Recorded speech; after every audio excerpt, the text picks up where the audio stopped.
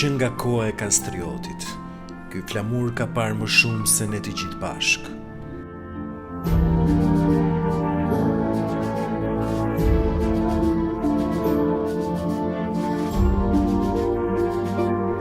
Ka parë 28 nëntorin e 1912-s, kur dritat e lirisë u ndezën në Vlorë.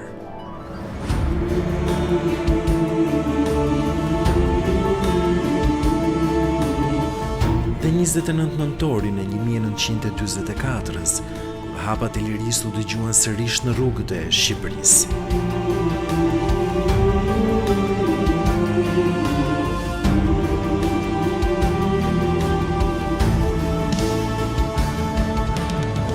Ky flamur u ndot, u gris, por nuk u ul kurrë.